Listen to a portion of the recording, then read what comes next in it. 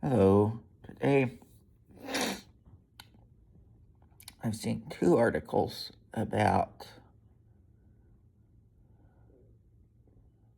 uh, individuals at naturalization ceremonies in Boston being pulled out of line to take their oath of citizenship to the country because of their national origin. And I think that's absolutely ridiculous. That shouldn't be allowed. If they've gone through the process, they should be allowed to continue. If it's because of travel bans that have just recently been put into place and they weren't in place when they applied for citizenship, then they should be allowed to continue. It's ridiculous to think our government can say whatever they want and block people from being citizens that have been here legally. But then it's not much of a surprise when I consider another article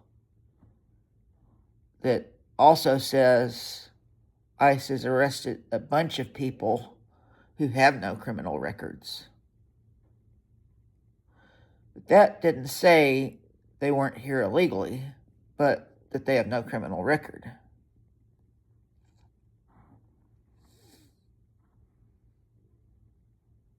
So, what's it going to come to? We've got to just,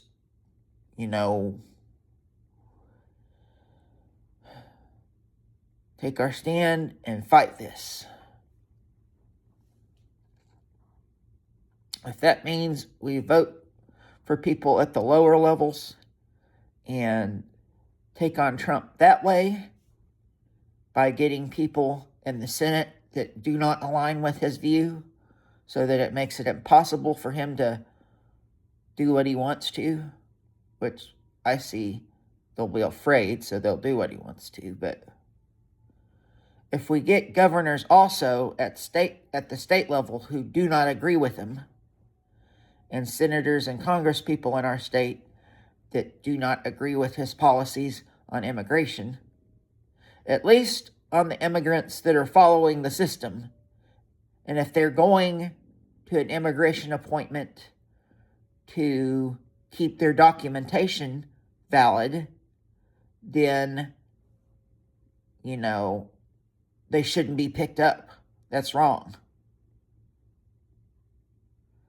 There are anti-discrimination clauses, and some of that's in DEI for businesses that Trump's trying to get rid of, that I believe there should be some of that also in when somebody is cleared to be naturalized.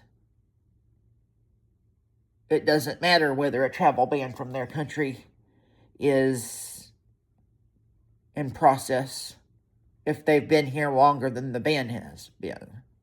So let's say they've been here 25 years following the process. They came in on a visa, got the visa renewed, then got a green card, continued to work, and they've been here legally and renewing everything, and they haven't missed a meeting. They should be allowed to continue regardless of some half-baked travel ban that they're doing just to block people from being citizens. And a lot of these immigrants are harder physical laborers than native-born citizens. So what's their true motive? To crash the economy? To crash the world economy? You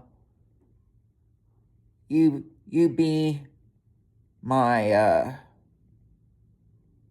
answer in the comments, what you believe. I think it's a mixture of things.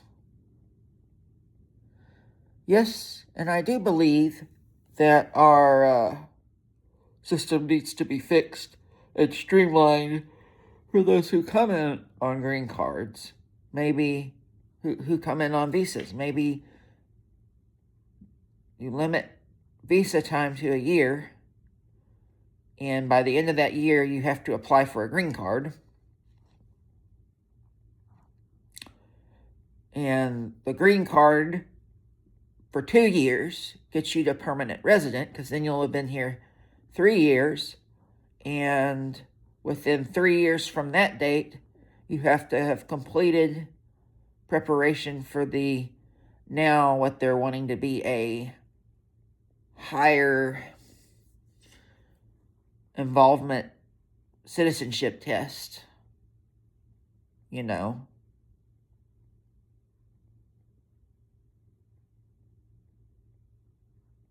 And yes, I do agree they should know English, but what if they decide they want to be a citizen and they start going towards it right when they get here on a visa? Because they want to stay here. They don't want to have to deal with all that.